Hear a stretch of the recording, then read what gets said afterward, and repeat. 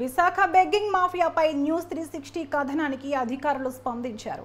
చిన్నారులతో భిక్షాటన చేయించే ముఠాల ఆట కట్టించాలని న్యూస్ 360 ప్రచురించింది. దీంతో రంగంలోకి దిగిన పోలీసులు స్పెషల్ డ్రైవ్ నిర్వహించారు. చిన్నారులతో భిక్షాటన చేయిస్తున్న కొన్ని ముఠాలను పట్టుకుని కౌన్సిలింగ్ ఇచ్చారు. ఆ తర్వాత సిఐ అనుమతితో తిరిగి వారిని గుంటూరు తరలించారు.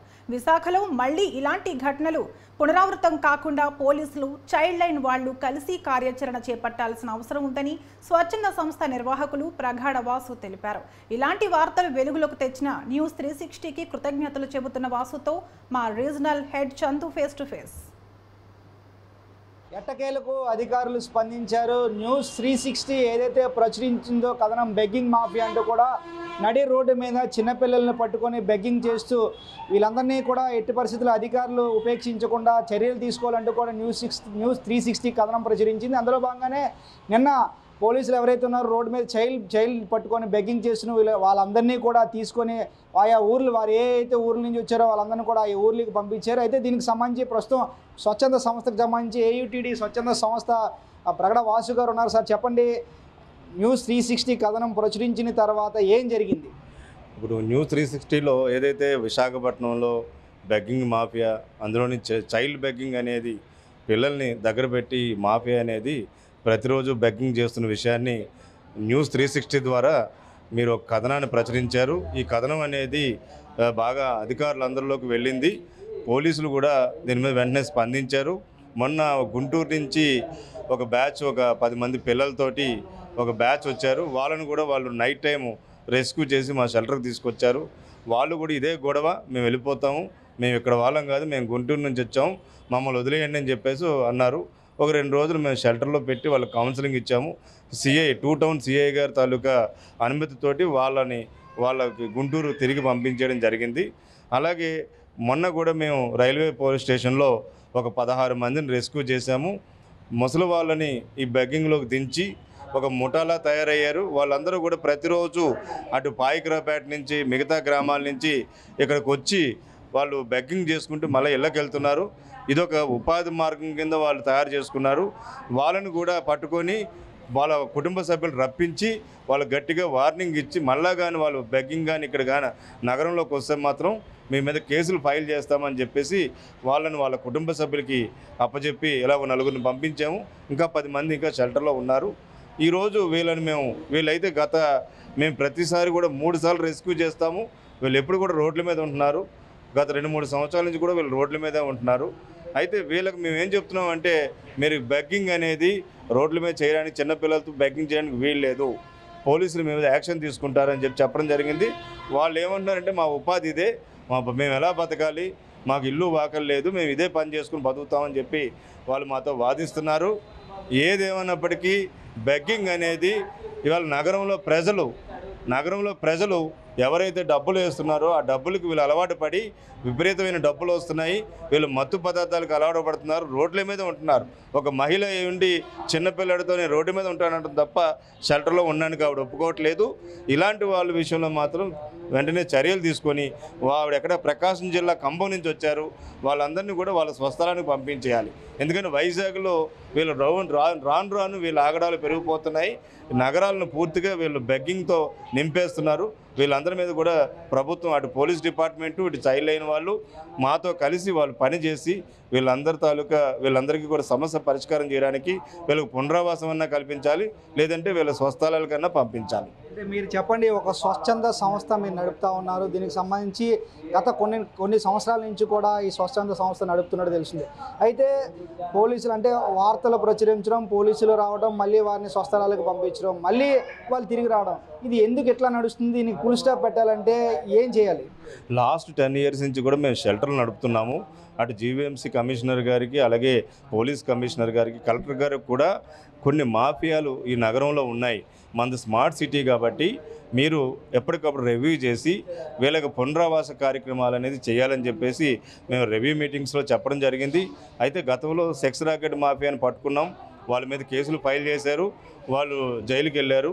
అలాగే ఇప్పుడు ఈ బెగ్గింగ్ అనేది బాగా స్ప్రెడ్ అయింది. ఎందుకంటే ఈ ఫ్లైఓవర్ల కింద ఈ ట్రాఫిక్ కూడళ్లలో సిగ్నల్స్ దగ్గర చిన్నపిల్లలతో బెగ్గింగ్ అనేది రాను రాను పెరిగిపోయింది. ఈ చుట్టుపక్కల స్లమ్స్ నుంచి కూడా పిల్లల్ని తీసుకొచ్చి బెగ్గింగ్ చేస్తున్నారు. దీనివల్ల ఏమవుతుందంటే ప్రజలకు మేము విజ్ఞప్తి చేసేది ఏంటంటే, మీరు వస్తు రూపంలో కానీ డబ్బు రూపంలో కానీ ఏం పంచొద్దు. ఇది మీరు డబ్బుకు అలవాటు పడుతున్నారు, మత్తు పదార్థాలకు అలవాటు పడుతున్నారు. వైజాగ్లో క్రైమ్ రేట్ పెరిగిపోతుంది, రకరకాల నేరాలు జరుగుతున్నాయి, చిన్నపిల్లల్ని ఎత్తుకెళ్ళిపోతున్నారు, ఇవన్నీ జరుగుతున్నాయి. దయచేసి మీరెవరూ రోడ్ల మీద డబ్బులు పంచకండి అని చెప్పేసి మేము సిటీ పబ్లిక్ అందరికీ కూడా మేము విజ్ఞప్తి చేస్తున్నాము. ఇవన్నీ చేసినట్లయితే వీళ్ళకి డబ్బులు ఇవ్వడం ఆపితే ఈ బెగ్గింగ్ మాఫియా అనేది వాళ్ళ అరాచకాలు అడ్డుకట్టు వేసిన వాళ్ళు అవుతాము.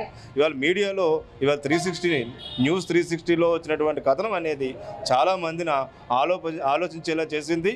చాలామంది బెగ్గింగ్కి వాళ్ళు వ్యతిరేకంగానే మేము కూడా ఈసారి డబ్బులు ఇవ్వమని చెప్పేసి చాలామంది డోనర్స్ వాళ్ళు ముందుకు వస్తున్నారు. ఏదేమైనప్పటికీ అందరూ కూడా దీని మీద అవగాహన తెచ్చుకొని బెగ్గింగ్ని అరికెట్టడంలో వీళ్ళందరూ కూడా సహకరించాలని చెప్పి మేము కోరుతున్నాం. ఇంత చేసినా కూడా ఈరోజు కొంతమంది వచ్చారని చెప్తున్నారు. అంటే వీళ్ళు షెల్టర్లో పెడతానన్నా కూడా షెల్టర్లో ఉండను అని చెప్తున్నా ఇష్టపడలేదు. ఒకసారి వాళ్ళతో కూడా మాట్లాడే ప్రయత్నం. రండి, మీరు ఊరు నుంచి వచ్చారు, ఇక్కడ మీకు ఎవరు తెలియదు అంటే మీరు ఎవరు తెలుసు? ఇక్కడ మీకు అందరూ తెలుసు. మేము కైలాసపురంలో ఇల్లు తీసుకొని ఉండేవాళ్ళం. కాకపోతే మా బండి డబ్బులు మొత్తం పోగొట్టుకొని మేము ఇక్కడ రోడ్డు మీద ఉంటున్నాము. కాకపోతే వీళ్ళు మాకు ఏం చెప్పి తీసుకొని వచ్చారంటే, మీరు ఫ్యామిలీ కదా, మిమ్మల్ని విడదీయకూడదు, మీకంటూ ఈ ఆశ్రమంలో మంచి లైఫ్ ఉంటుంది, గవర్నమెంట్ తరఫున మీకు ఏం కావాలన్నా దగ్గరుండి చూస్తారని చెప్పి తీసుకొని వచ్చి ఇక్కడేమో బెగ్గింగ్ చేస్తున్నారు, అడుక్కుంటున్నారు అని చెప్పేసి చెప్తున్నారు. వాళ్ళు ఏంటంటే మేము ఏదో పని చేసుకోవడానికి వచ్చాము, మా బతుకు మేము బతుకుతాము, మొత్తం మా ముగ్గురు. అంటే ఈవిడకి ఫస్ట్ హస్బెండ్ ఆయన, సెకండ్ హస్బెండ్ అయినా. వీరు ఇప్పుడు ఈ షెల్టర్లో మీరు ఏ విధంగా షెల్టర్లో పెట్టినా కూడా మీరు ఉండరు కదా? ఫ్యామిలీ సపరేట్గా రూమ్ ఇవ్వడానికి ఇది హోటల్ కాదమ్మా. వీరిని మీరు ఇక్కడికి ఎందుకు తీసుకొచ్చారండి? ఇప్పుడు మేము కమిషనర్ గారి ఆదేశాల ప్రకారం ఫుట్పాత్ల మీద కానీ ఫ్లైఓవర్ల కింద కానీ ఎవరు ఉండకూడదు, ఎలాంటి వారినైనా సరే రెస్క్యూ చేసి తీసుకురమ్మంటున్నారు. మేము కూడా వెళ్ళి తీసుకురాలేదు. ఒక వాలంటరీ టీం, చదువుకున్న పిల్లలు వెళ్ళి వాళ్ళు రోడ్ల మీద ఉన్న వాళ్ళందరితో మాట్లాడి మీరు షెల్టర్లకు రండి, మీరు ఉపాధి చూసుకోండి అని చెప్పేసి వాళ్ళు చెప్పి వాళ్ళు తీసుకుని వచ్చారు. మేము కూడా వాళ్ళని తీసుకురాలేదు.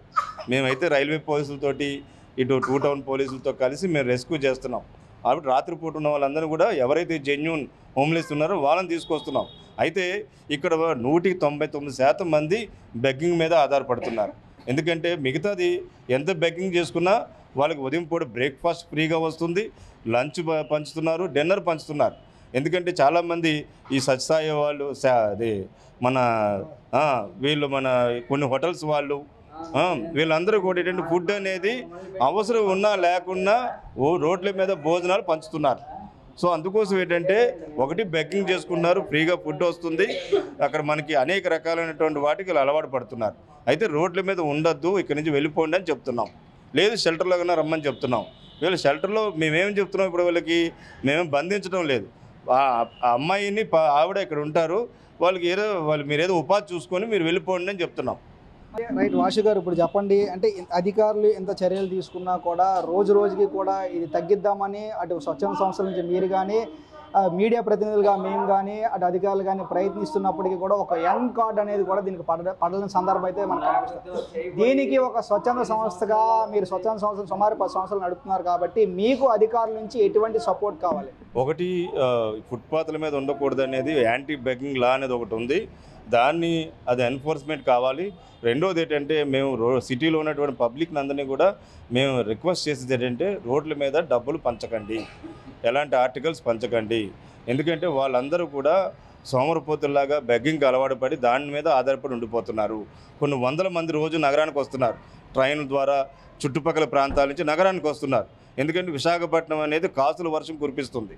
సో మేము ఎన్ని ప్రయత్నాలు చేసినా దీన్ని అరికట్టలేకపోతున్నాం. ఇవాళ మా షెల్టర్లో 185 మంది ఉంటున్నారు. వీళ్ళందరికీ పునరావాసం కల్పించే పంపిస్తున్నాం. నయానో భయానో ఎవరిని కూడా మేము ఊరకనే వదిలేయటం లేదు. వాళ్ళకు పూర్తి స్థాయిలో పునరావాసం కల్పించడానికి మా ప్రయత్నం మేము చేస్తున్నాం. వాళ్ళు ఉపాధి వెతుక్కోవాలి, వాళ్ళు ఇల్లు తీసుకోవాలి, వాళ్ళు హ్యాపీగా వాళ్ళ ఇంట్లోకి వెళ్ళిపోతే మళ్ళీ వాళ్ళు రోడ్డు మీద ఉండాల్సిన అవసరం ఉండదు. అది వాళ్ళకి నచ్చ చెప్తున్నాం. అది వాళ్ళు విని అర్థం చేసుకొని వాళ్ళు ఉపాధి చూసుకోవాలి. ఇక్కడ హోటల్ ఇండస్ట్రీ బాగుంది, హోటల్స్లో పని దొరుకుతుంది. వాళ్ళు ఏం చేయకుండా సంవత్సరాల తరబడి రోడ్డు మీద ఉంటే జీవీఎంసీ వాళ్ళు ఒప్పుకోరు. ఇది సుప్రీంకోర్టు ఆదేశాలకు విరుద్ధం. ఏదేమైనప్పటికీ లా అనేది ఉంది. అటు పోలీస్ డిపార్ట్మెంట్, ఇటు జీవీఎంసీ వాళ్ళు కలిపి ఈ కార్యక్రమం ద్వారా షెల్టర్ల ద్వారా అందరికీ కూడా పునరావాసం కల్పించమని ఆదేశాలు ఇచ్చారు.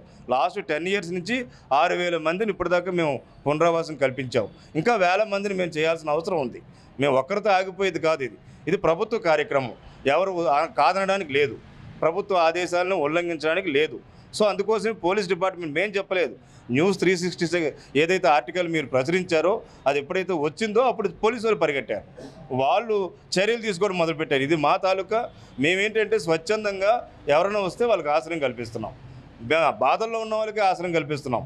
ఎవరైతే విచ్చలవిడిగా ఉన్నారో మేము వాళ్ళ జోలికి వెళ్ళటం లేదు. అయితే ఈ బెగ్గింగ్ అనేది పెరిగిపోతుంది కాబట్టి ఇది పోలీసు ఆదేశాలతో పోలీసులు తీసుకొచ్చి మాకు అప్పచెప్తున్నారు. సో మేము కూడా ఏంటంటే మేము రెస్క్యూ చేసినప్పుడు వాళ్ళని మార్చే ప్రయత్నం చేస్తున్నాం. రైట్. అంటే ప్రస్తుతం చూసుకున్నట్లయితే అటు అధికారులు కానీ ఇటు స్వచ్ఛంద సంస్థలు కానీ ఎన్ని చర్యలు తీసుకుంటున్నా కూడా పూర్తి స్థాయిలో బెగ్గింగ్ని 100% అరికట్టలేని పరిస్థితి అయితే కనిపిస్తుంది. అయితే ఏదైతే ఉందో నేషనల్ మీడియా ఛానల్ అయినటువంటి న్యూస్ 360 కథనం ఏదైతే ప్రచురించిందో ఆ కథనానికి అధికారులు స్పందించారు. అధికారులు వచ్చి ఏదైతే ఈ రోడ్డు మీద ఎవరైతే బెగ్గింగ్ చేస్తున్నారో వాళ్ళందరినీ కూడా ఒక గ్రూప్ ఆఫ్ పీపుల్ని తీసుకొని వారందరినీ కూడా కౌన్సిలింగ్ ఇచ్చి వారందరికీ స్వచ్ఛంద సేవా సంస్థల ద్వారా వాళ్ళ స్వస్థలాలకు కూడా పంపించడం అయితే జరిగింది. అయినా కూడా ఈరోజు మనం చూసుకుంటే ఒక కుటుంబం కూడా వచ్చింది, మేమైతే షెల్టర్లో ఉండము, మాకు ఉపాధి మేము బయటికి వెళ్ళి మా బతుకు మేము బతుకుతాం అంటూ కూడా చెప్తున్నా ఉన్నారు. దీనిపైన అటు మన మీడియా సంస్థలు కావచ్చు, అధికారులు కావచ్చు, స్వచ్ఛంద సంస్థలు కావచ్చు పూర్తిగా కఠినమైన చర్యలు తీసుకుంటేనే ఇటువంటి బెగ్గింగ్ మాఫియాని అడ్డుకట్ట వేయొచ్చని 100% అయితే చెప్పవచ్చు.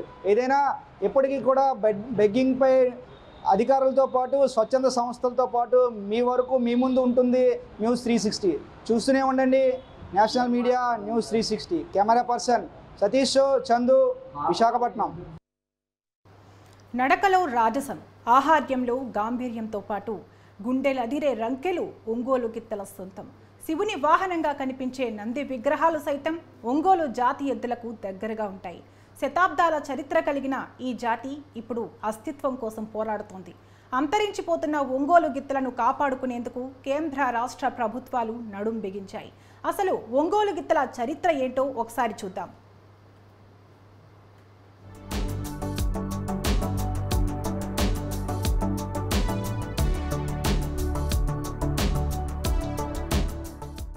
ఒంగోలు జాతి గిత్తలు ఎంతో పురాతనమైనవని చరిత్రకారులు అంటున్నారు.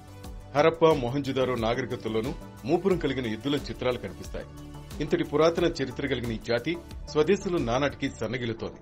బలమైన దేహంతో కనిపించే ఒంగోలు గిత్తలు ఒక్కసారి రంకి వేసి కథన రంగంలోకి దిగితే ఇక అంతే.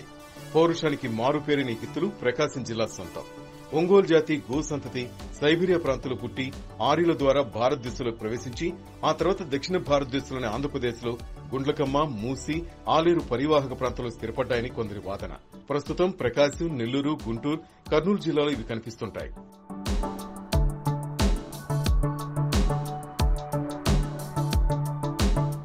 పురాతన ప్రాశస్త్యం కలిగిన ఒంగోలు జాతి బ్రెజిల్లో వెలుగులింతోంది. సొంత గడ్డపై మాత్రం మనుగడ కోసం పోరాడుతోంది.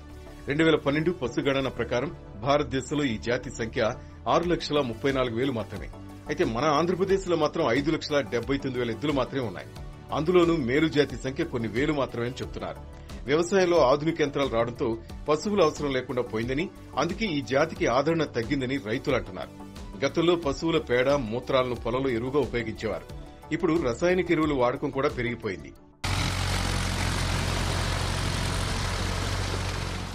1858లో నెల్లూరు కలెక్టర్ తొలిసారిగా ఒంగోలు జాతి పశు ప్రదర్శన ప్రారంభించారు.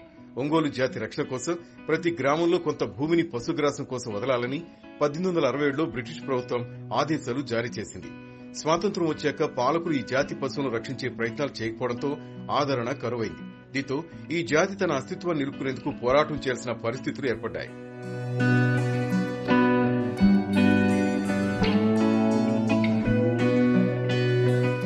ఈ దశాబ్దంలో ఒంగోలు జాతి గోవుల పెంపకం బాగా పెరిగిందని చదలవాడ పశు ఉత్పత్తి క్షేత్ర డిప్యూటీ డైరెక్టర్ డాక్టర్ రవి అన్నారు. అంతేకాకుండా చాలా మంది గోవును పవిత్ర జంతువుగా పూజించడం బాగా పెరిగిందని, దీంతో సంపన్నులు కూడా ఒక గోవును పెంచుకోవడం అలవాటు చేసుకున్నారని చెప్పారు. ఇక ముఖ్యంగా ఒంగోలు జాతి పశువులు అభివృద్ధి కోసం ఏర్పాటు చేసినటువంటి ఫామ్ ఇది. ఇక్కడ గతంలో 200 ఆవులు మెయింటైన్ చేయడం కోసం ఏర్పాటు చేసినటువంటి సంస్థ. తదుపరి రాష్ట్రీయ గోకుల్ మిషన్ కింద ఈ ఫామ్ని డెవలప్ చేయడం వల్ల ఈ క్యాటిల్ స్ట్రెంత్ పెంచుకుంటూ వచ్చి ఇప్పుడు 312 వరకు మన ఆవులు కోడిదోళ్ళు ఇక్కడ ఉన్నాయి. ఈ ముఖ్యంగా ఒంగోలు జాతి ప్రాశస్త్యం ఈ ప్రాంతంలో గుళ్ళకమ్మ పరివాహ ప్రాంతాల్లో అభివృద్ధి చెందింది కాబట్టి రాష్ట్ర ప్రభుత్వం ఇక్కడ ఏర్పాటు చేయడం జరిగింది. ఇది రాష్ట్ర ప్రభుత్వ ఆధ్వర్యంలో, అదేవిధంగా ఏపీఎల్ఏ అనే సంస్థ ద్వారా దీన్ని నిర్వహించబడుతుంది. అయితే ఒంగోలు జాతి గిత్తలతో వ్యవసాయం చేయడం బాగా తగ్గిపోయిందని, యంత్రాలు అందుబాటులోకి రావడంతో వీటిని పందెం గిత్తలుగా, స్టేటస్ సింబల్గా మాత్రమే పెంచుతున్నారని రవి అంటున్నారు. కోడిదొడ్ల విషయానికి వచ్చేటట్టయితే మరి ఇప్పుడు వ్యవసాయంలో కోడిదొడ్లు పెంపకం తగ్గింది కాబట్టి, వాడటం తగ్గింది, ట్రాక్టర్స్ వచ్చినాయి కాబట్టి ఇప్పుడు వాటిని వేరే రకంగా అంటే పందాలు కానీ లేకపోతే ప్రదర్శన కోసం కానీ పెంచడం జరుగుతుంది. ఈ జాతిని పరిరక్షించే చర్యల్లో భాగంగా 30 గోవులు మేపే రైతుకు ఒక కోడిదూడను ఉచితంగా ఇస్తూ పునరుత్పత్తిని ప్రోత్సహిస్తున్నామని చెబుతున్నారు. 43 కోడిదూడల్ని బ్రీడ్ డెవలప్మెంట్ కోసం వెస్టర్న్ ప్రకాశంలో పిల్లల చెరువు, త్రిప్రాంతకము, బేస్తవారపేట, తదారవీడు, ఎద్దులూరు ప్రాంతాల్లో ఎవరికైతే 20 పైన ఆవులు ఉన్నాయో వాళ్ళకి ఇవ్వడం జరిగింది. తద్వారా మా చదలవాళ్ళ పుట్టిన కోడిదూడలు అక్కడ బ్రీడ్ డెవలప్ చేయడం కోసం పంపించడం జరిగింది. రాబోయే రోజుల్లో ఇక్కడ ఉన్నటువంటి సీడు వివిధ ప్రాంతాలు అభివృద్ధి చేయడానికి అవకాశం ఏర్పడింది. ఒంగోలు జాతి ఎద్దులు సగటున 700 కేజీల నుంచి 900 కేజీల బరువును సునాయాసంగా లాగుతాయి. గతంలో ఈ జాతి ఆవు రోజుకు సుమారు 20 లీటర్ల పాలు ఇచ్చేది. పందెం కోడెలను కొని వాటికి శిక్షణ ఇవ్వడం చాలా ఖర్చుతో కూడుకున్నది. పోటీలకు వెళ్లగలిగే ఒక్కో గిత్త ధర 5 లక్షల నుంచి 20 లక్షల రూపాయల వరకు ఉంటుంది. వీటి బాగోగుల విషయానికి వస్తే ఒక్కో జతకు పోషణ పద్ధతి, స్థాయి, శిక్షణ బట్టి నెలకు 30 నుంచి 40 వేల వరకు ఖర్చు చేసేవాళ్లు ఉన్నారు. ఆ పాలు ఇచ్చే లక్షణాలు కూడా ఆవుల్లో, ఒంగోలు ఆవుల్లో ఉన్నాయి. కాకపోతే ఏంటంటే ఒంగోలు ఆవుల పాలు మనం ప్రస్తుతం గతంలో తగ్గిపోవటం వల్ల ఎక్కువగా తీసేవాడు కాదు. ఇప్పుడు వాటికి ఆవు పాలు కూడా శ్రేష్టం తెలిసిన తర్వాత అవి కూడా మంచి ఉత్పత్తి ఇవ్వగలని చెప్పి పోటీగా సంకర జాతి ఆవులతో పోటీగా ఇవి కూడా ఇవ్వాలని చెప్పేసి మేము రికార్డ్ చేస్తున్నాము. చాలా ఆవులు, మంచి ఆవులు, దాదాపు రోజుకి 7-8 లీటర్ 10 లీటర్ ఇచ్చే ఆవులు కూడా మా దగ్గర అభివృద్ధి చేయడం జరుగుతుంది. తద్వారా రైతులకి ఏదైతే ఎకనామిక్స్ అంటే వాళ్ళకి ఏ పని చేసినప్పుడు కూడా మనకి లాభ నష్టాలు వేసుకుంటాం కాబట్టి రైతులకు ఎకనామిక్స్ కూడా ఉపయోగపడేటట్టుగా అభివృద్ధి చేసి ఈ ప్రాంతంలో కానీ రాష్ట్రంలో కానీ ఒంగోలు జాతిని అభివృద్ధి చేయడం ధ్యేయంగా ముందుకెళ్తారని తెలియజేసుకుంటాం. 1960లో ప్రభుత్వం తీసుకొచ్చిన కృత్రిమ గర్భధారణ, క్రాస్ బ్రీడింగ్ ఒంగోలు జాతిపై ప్రతికూల ప్రభావం చూపిందని పశు వైద్యులు అంటున్నారు. విదేశాలకు చెందిన జెర్సీ, హాలిస్టీన్ వంటి జాతులతో ఈ జాతిని కలపడంతో మేలు రకం పలచబారింది. దీంతో ప్రభుత్వాలు ఇప్పుడు ఒంగోలు గిత్తల జాతిని కాపాడుకోవడానికి ప్రయత్నాలు మొదలుపెట్టాయి. అధునాతన సాంకేతిక విధానంతో యాంబ్రియో పద్ధతి ద్వారా దేశంలో మంచి పేరున్న గిర్ ఆవు పిండాలను ఒంగోలు జాతి ఆవుల్లో ప్రయోగాత్మకంగా ప్రవేశపెట్టారు. ఇక గిర్ గిత్తలు రంకెలు వేయనున్నాయి. ముఖ్యంగా ఇక్కడ ఉన్నటువంటి ఆవుల్ని, గోవుల్ని వాటిని పూర్తి స్థాయిలో అభివృద్ధి చేయడం కోసం, ఏదైతే ఒంగోలు జాతిలో ఉన్నటువంటి మంచి లక్షణాలు అవన్నీ కూడా ఇక్కడ డెవలప్ చేయడం కోసం, ఆ లక్షణాలు ఉన్న ఆవుల్ని అభివృద్ధి చేయడం కోసం ఈ మధ్య కాలంలో ఎంబ్రియో ట్రాన్స్ఫర్ అనేటువంటిది కూడా ఏర్పాటు చేయడం జరిగింది. ఇక్కడ కొత్తగా ఒక 15 ఆవులని మేము సెలెక్ట్ చేసి వాటి ఎంబ్రియోస్ కూడా పెట్టడం జరుగుతుంది. చింతలదేవి ఫామ్ నుంచి ఎంబ్రియోస్ తీసుకొచ్చి ఇక్కడ ఎంబ్రియోస్ ఇంప్లాంట్ చేయడం జరిగింది. అదేవిధంగా లామ్ ఫామ్ నుంచి కూడా తీసుకొచ్చి ఎంబ్రియోస్ ఇంప్లాంట్ చేసి కొన్ని ఆవులకు ప్రయోగపరంగా చేయడం జరిగింది. అన్నిటి ముఖ్య ఉద్దేశం ఏంటంటే ఇక్కడ ఉన్నటువంటి ఆవులని సంతతి ఒంగోలు జాతిని పరిరక్షించడం, వీటిని అభివృద్ధి చేయడం. ఈ జాతిని అంతరించిపోతున్నటువంటి జాతిని మనం గవర్నమెంట్ ఆధ్వర్యంలో పరిరక్షించడం జరుగుతుంది. మంచి నాణ్యమైన జాతి విదేశాలకు తరలిపోతున్నా ప్రభుత్వాలు ఏం చేయలేకపోతున్నాయి. ప్రభుత్వాలు ఆదుకోకుంటే రాబోయే రోజుల్లో ఒంగోలు జాతి సంరక్షణ సాధ్యం కాకపోవడంతో పాటు జాతి మనుగడకే ప్రమాదం వచ్చే అవకాశాలు కనిపిస్తున్నాయి. ఇకనైనా ప్రభుత్వాలు చొరవ తీసుకుని ఒంగోలు జాతిని పరిరక్షించాలని రైతులు కోరుతున్నారు. శ్రీహరికోటలోని సతీష్ ధవన్ స్పేస్ సెంటర్ వేదికగా ఇవాళ ఉదయం చేపట్టాల్సిన అగ్నిబాణ్ రాకెట్ ప్రయోగం చివరి నిమిషంలో వాయిదా పడింది. 8 గంటల కౌంట్డౌన్ అనంతరం ప్రైవేట్ ప్రయోగ వేదిక నుంచి ఉదయం 5:48 ఈ రాకెట్ నింగిలోకి దూసుకెళ్లాల్సి ఉండగా సాంకేతిక కారణాలతో వాయిదా వేసినట్లు శాస్త్రవేత్తలు ప్రకటించారు. దేశంలోనే మొదటి సెమీ క్రయోజెనిక్ ఇంజిన్ ఆధారిత రాకెట్గా అగ్నిబాణ్ రికార్డులకెక్కింది. దేశీయంగా రూపొందించిన 3D ప్రింటెడ్ ఇంజిన్ను ఇందులో ఉపయోగించినట్లు శాస్త్రవేత్తలు తెలిపారు.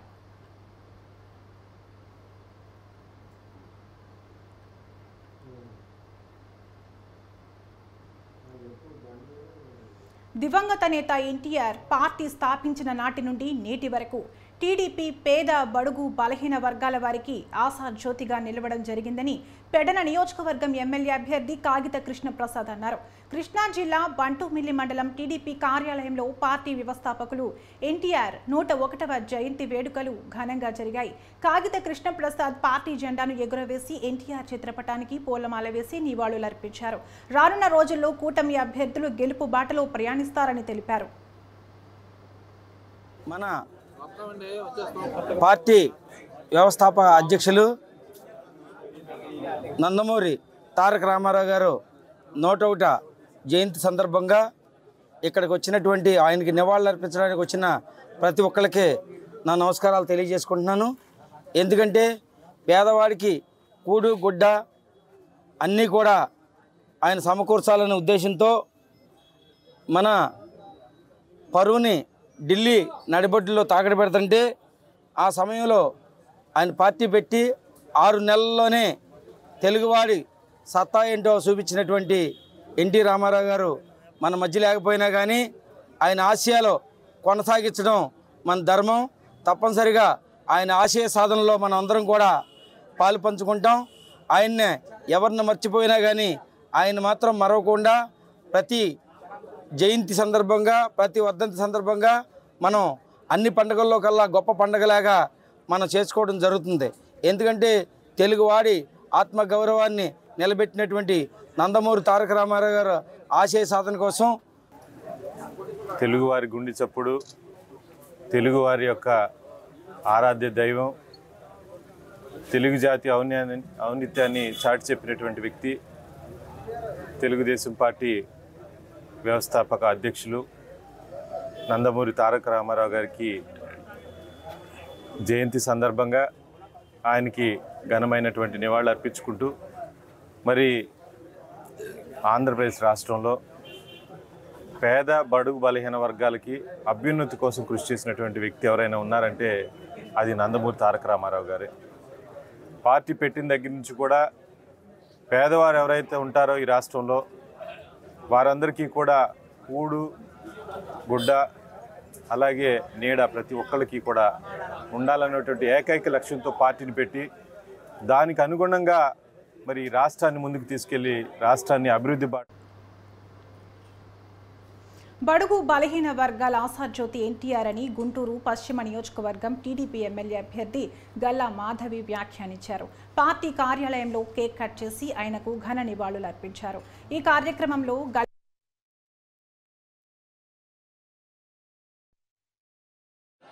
చంద్రబాబు గారి నాయకత్వం, చంద్రబాబు గారి నాయకత్వం, లోకేష్ బాబు గారి నాయకత్వం, లోకేష్ బాబు గారి నాయకత్వం.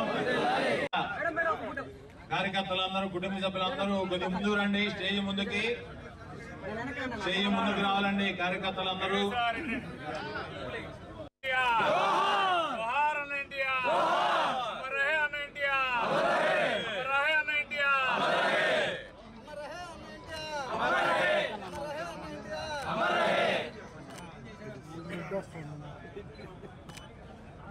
Okay ma'am.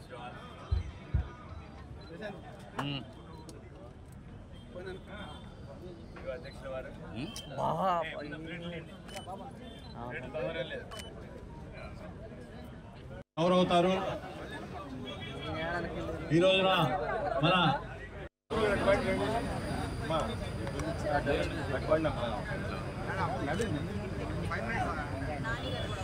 Telugu Desam party, Chandrababu గారి నాయకత్వం, చంద్రబాబు గారి నాయకత్వం, లోకేష్ బాబు గారి నాయకత్వం, లోకేష్ బాబు గారి నాయకత్వం. కార్యకర్తలందరూ కుటుంబ సభ్యులందరూ కొద్దిగా ముందుకు రండి. స్టేజ్ ముందుకు రావాలండి కార్యకర్తలందరూ.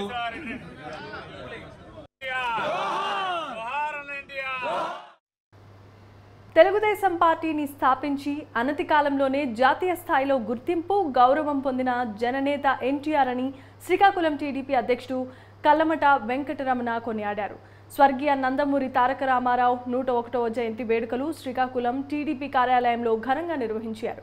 బడుగు బలహీన వర్గాల కోసం ఎన్టీఆర్ చేసిన సేవలను పలువురు వ్యక్తులు కొనియాడారు. ఎన్టీఆర్ ఆశయ సాధనకు టీడీపీ కట్టుబడి పనిచేస్తుందని టీడీపీ నేతలు స్పష్టం చేశారు.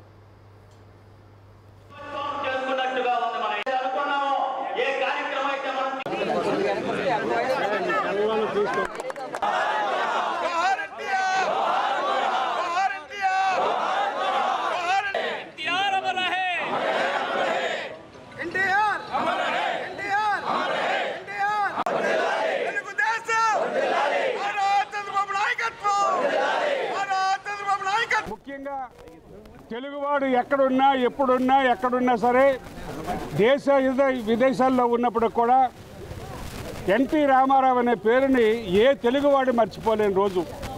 మీ జ్ఞాపకం ఉంటుంది, 42 సంవత్సరాల క్రితం 82 మార్చి 20వ తారీఖున హైదరాబాదులో న్యూ ఎమ్మెల్యే క్వార్టర్స్లో ఒక సమావేశం పెట్టి పార్టీని ఆ రోజు అనౌన్స్ చేశారు. అది ఆయన పుట్టినరోజున ఈ దినం. ఈరోజు ఆంధ్రప్రదేశ్ రాష్ట్రంలో ప్రజలు, ఉమ్మడి ఆంధ్రప్రదేశ్ 2 రాష్ట్రాల్లో ఉన్న ప్రజలు తెలుగుదేశం పార్టీ అధ్యక్షుడిగా, ఒక మహనీయుడిగా, ఒక పేరు మర్చిపోలేని పేరుగా ఆయన్నేమో ఇవాళకి గుర్తుంచుకుంటున్నారు. ఆయన ఆ రోజు ఆయన ప్రకటించిన పథకాలు ఈ రోజుకి కంటిన్యూ అవుతున్నాయి. పేదవాడికి కూడు గుడ్డ అనే నినాదంతో ఆయన ముందుకొచ్చి ఈ రాష్ట్రంలో ఉన్న ప్రతి ఒక్క పేదవాడికి అన్ని వస్తువులు కల్పించాలనే ఉద్దేశంతో ఆ రోజు ఎన్టీ రామారావు ఏదైతే ప్రవేశపెట్టారో ఇవేళకి 42 సంవత్సరాలైనా ఒక 7 ముఖ్యమంత్రులు మారినా సరే ఆ పథకాలనే కంటిన్యూ చేశారు. ఆయన ఆ రోజు నిబద్ధతతో, క్రమశిక్షణతో మరి తయారు చేసినటువంటి తెలుగుదేశం పార్టీ 82లో స్టార్ట్ అయిన తెలుగుదేశం పార్టీ ఈ రోజు కూడా కంటిన్యూ అవుతుంది. ఈరోజు చంద్రబాబు నాయుడు గారి అధ్యక్షత కంటిన్యూ అవుతుంది. మరి సైనికుల్లో తయారైన ఆ రోజులో ఉన్నటువంటి తెలుగుదేశం పార్టీ సైనికులు ఇక్కడ టౌన్లో చూసుకోండి. మరి శంకర్ కానీ, రమణ కానీ, ఇదే మిగతా నాయకులు చాలామంది ఉన్నారు, పేర్లు నాకు కొన్ని తెలియవు. ఆ రోజు నుంచి కూడా మరి ఎన్టీ రామారావు అంటే ఒక దేవుడు, పేద ప్రజల పర్యట పెన్నిది, తల వంచని నాయకుడుగా పేరు తెచ్చుకొని ఈరోజు 2 ఉభయ రాష్ట్రాల్లో కూడా ఆయన సంక్షేమం అంటే ఎన్టీఆర్ అంటే సంక్షేమం అనే విధంగా పరిపాలన చేసిన ఏకైక వ్యక్తి అని టీడీపీ రాష్ట్ర కార్యదర్శి భువకుమార్ కొనియాడారు. విజయవాడ టీడీపీ ఎన్టీఆర్ పార్లమెంటు భవన్లో ఎన్టీఆర్ 101వ జయంతి వేడుకలను ఘనంగా నిర్వహించారు. అనంతరం పలువురు టీడీపీ నేతలు ఆయన విగ్రహానికి పూలమాలలు వేసి నివాళులర్పించారు. బడుగు బలహీన వర్గాల అభివృద్ధి కోసం పనిచేసిన వారిని ఎన్టీఆర్ పైకి తీసుకొచ్చారని సోషల్ డెమోక్రటికల్ ఫ్రంట్ రాష్ట్ర అధ్యక్షులు మాదిగను గురునాథన్ తెలిపారు.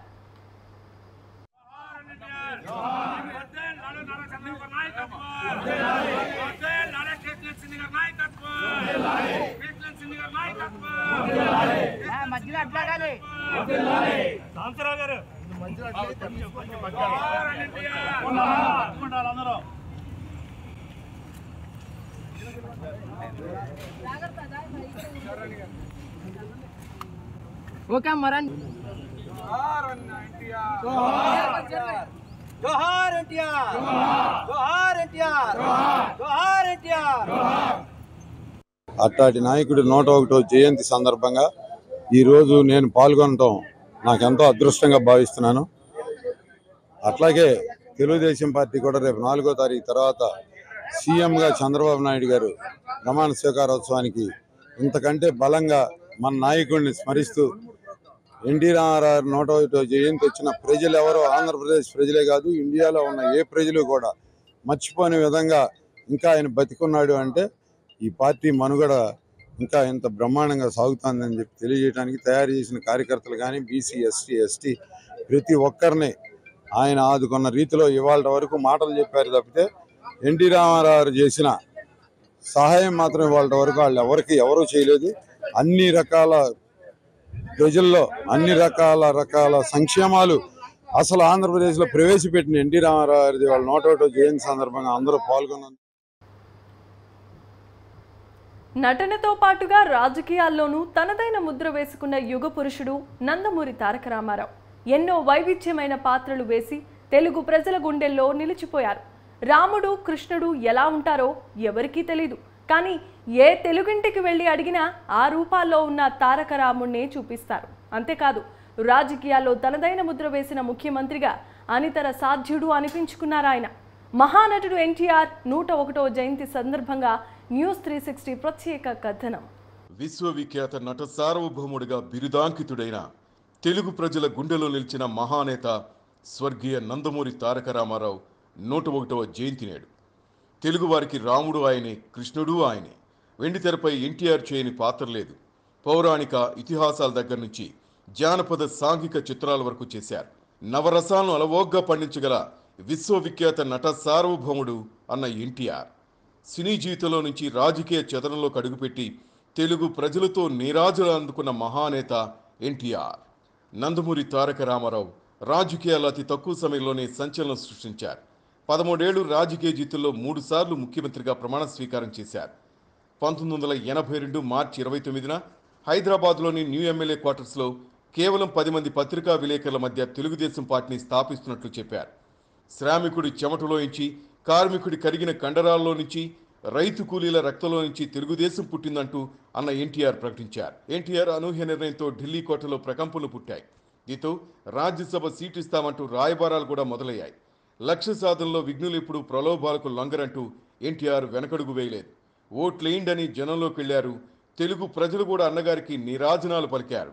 చైతన్య రథమెక్కి ఊరూరా తిరుగుతూ పార్టీ స్థాపించిన 9 నెలల్లోనే అధికారాన్ని దక్కించుకుని దశాబ్దాల రాజకీయ చరిత్ర ఉన్న కాంగ్రెస్ను ఒంటి చేత్తో మట్టి కనిపించారు. ఢిల్లీ నాయకుల్ని బెంబేలెత్తించి తెలుగోడి సత్తాను రుచి చూపించారు. దేవుళ్ల పాత్రలతో ప్రతి ఇంట ఆరాధించబడ్డ నటుడు, రాజకీయ నేతగాను ప్రజల అభిమానాన్ని చూరగొన్నారు. తప్పుడు వాగ్దానాలు తప్పించుకునే ధోరణి ఆయన పాలనలో ఏనాడు అవలంబించలేదు. పేదవాడే నా దేవుడు, సమాజమే నా దేవాలయం అంటూ కాషాయ వస్త్రాలను ధరించి ప్రజాక్షేమం అనే దీక్ష చేపట్టారు. ఎన్టీఆర్ తీసుకున్న సాహసోపేతమైన నిర్ణయాలు, అమలు చేసిన సంక్షేమ పథకాలే తెలుగుదేశం పార్టీని బలమైన శక్తిగా నిలిపాయి. 1923 మే 28న ఆంధ్రప్రదేశ్లోని కృష్ణా జిల్లా పామూరు మండలం నిమ్మకూరు గ్రామంలో లక్ష్మయ్య చౌదరి, వెంకటరామమ్మ దంపతులకు ఎన్టీఆర్ జన్మించారు. 1942 మే నెలలో 20 ఏళ్ల వయసులో మేనమామ కుమార్తె అయిన బసవరామ తారకాన్ని పెళ్లి చేసుకున్నారు. పెళ్లైన తర్వాత ఆయన BA పూర్తి చేశారు. తొలి సంతానం కలిగిన తర్వాత రిజిస్ట్రార్ కార్యాలయంలో ఉద్యోగంలో చేరారు.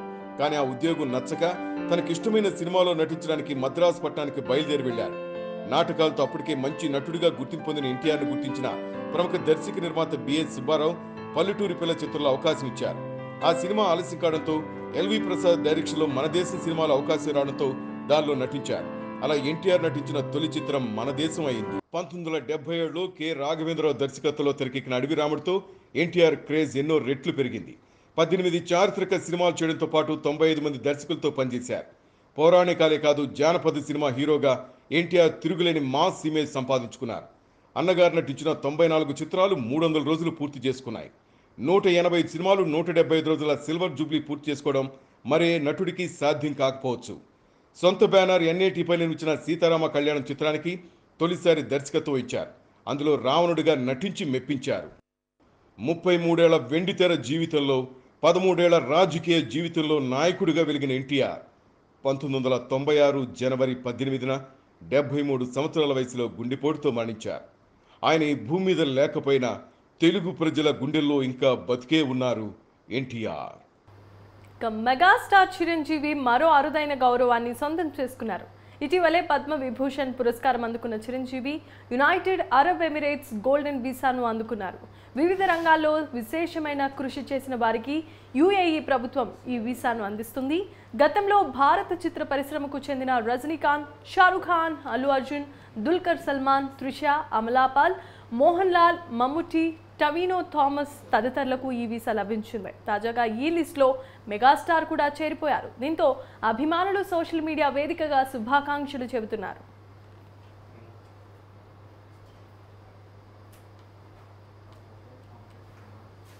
కోవూరు నియోజకవర్గం బుచ్చిరెడ్డిపాలెంలో RSS మహిళా కార్యకర్తలు భారీ ర్యాలీ నిర్వహించారు. మహిళల ఆత్మరక్షణపై అవగాహన కార్యక్రమాలను ఈ నెల 15వ తేదీ నుంచి 30వ తేదీ వరకు నిర్వహిస్తున్నామని RSS మహిళా విభాగం నాయకురాలు కృష్ణవేణి తెలిపారు.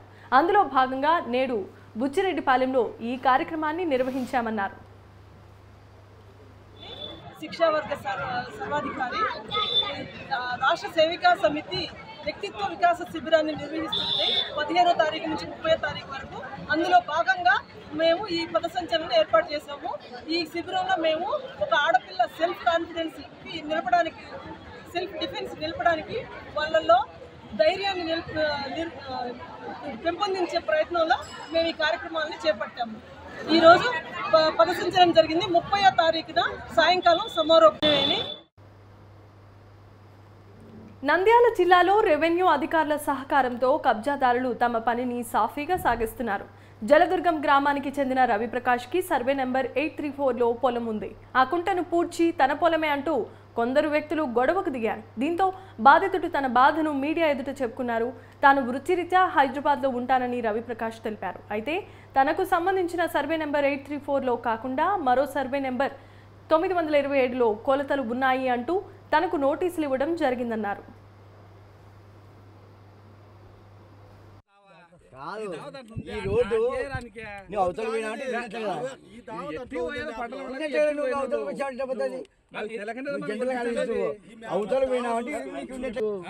నువ్వు మళ్ళీ మాట్లాడదాం ఏం మాట్లాడతాం సార్, కేసు పోతాంటే చాలా మాట్లాడాడు. ఎప్పుడైతే మీ విలేకరులు అంతా వచ్చి లోపల కట్టింది ఏమి రాను ఇది రాళ్ళు బేడ్చారా, రాళ్ళు పెట్టావా, కట్టినావా, కట్టకం కనపడుతుందా ఎరిపూక అంటే అప్పుడు చల్లగాడు.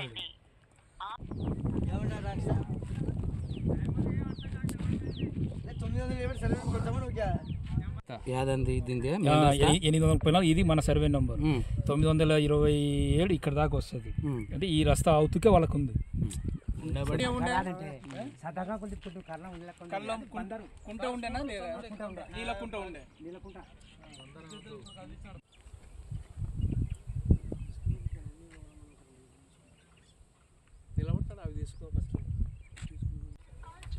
ఇది నా అగ్రిమెంట్. నా అగ్రిమెంట్ సర్వే నెంబర్ ఎంత అండి? 834 నా సర్వే నెంబర్. ఇది దక్షిణ కిందికి వస్తుంది. తూర్పు వచ్చి జింకాల రాము. నమస్తే అండి, నా పేరు రవిప్రకాష్. నేను సర్వే నోటీస్ ఇచ్చారని హైదరాబాద్ నుంచి వచ్చానండి. ఇక్కడ మా సర్వే నెంబర్ 927 వాళ్ళు నాకు ఈ నోటీస్ ఇచ్చారండి.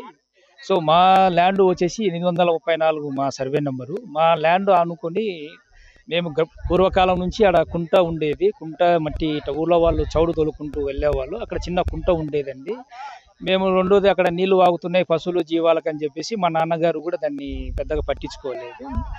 ఆ విధంగా మేము సాగుబడి చేస్తూ ఉంటే ఇక్కడ 927 అనే అతను మాకు ఈ విధంగా మా రోడ్డు దక్షిణానికి రోడ్డు ఉంటుంది. రోడ్డు కాదని రోడ్డు అవుతూ అతను ఉంటాడు 927 సర్వే నంబరు.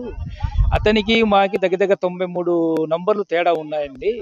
ఈ విధంగా నోటీస్ ఇచ్చారు. వాళ్ళు ఇచ్చిన నోటీసులో ఎఫ్ఐఆర్ నెంబర్ కానీ మండల సర్వేయర్ సిగ్నేచర్ కానీ లేదండి. మరి సచివాలయం వాళ్ళు వీళ్ళు ఇచ్చారా లేదంటే వీళ్ళు బలవంతంగా చేశారో మాకి రెవెన్యూ వాళ్ళు ఈ విధంగా జరుగుతున్నారు. సో దీనివల్ల ఈ విధంగా చాలా మంది గొడవలు పడుకుంటూ ఈ రెవెన్యూ వాళ్ళు సరిగ్గా లేక గొడవలు ఈ విధంగా జరుగుతుంది. దీనివల్ల రెవెన్యూ డిపార్ట్మెంటు అండ్ సర్వేయరు సచివాలయం సర్వేయరు వీళ్ళందరూ స్పందించి ఇలాంటివి పునరావృతం కాకుండా నోటీస్ ఇచ్చేటప్పుడు ఎఫ్ఐఆర్ నెంబరు ఇంక్లూడింగ్ సిగ్నేచర్ ఇస్తే నేను ఫర్దర్గా నేను కోర్టు పోవాలన్నా ఇంకొకటి పోవాలన్నా యాజ్ ఎ లీగల్గా. ఇక ఇవి ఇప్పటి వరకున్న నా ఊరు నా వార్తలోని వార్తా విశేషాలు. చూస్తూనే ఉండండి న్యూస్ 360. నిజం ఆలోచనను మారుస్తుంది.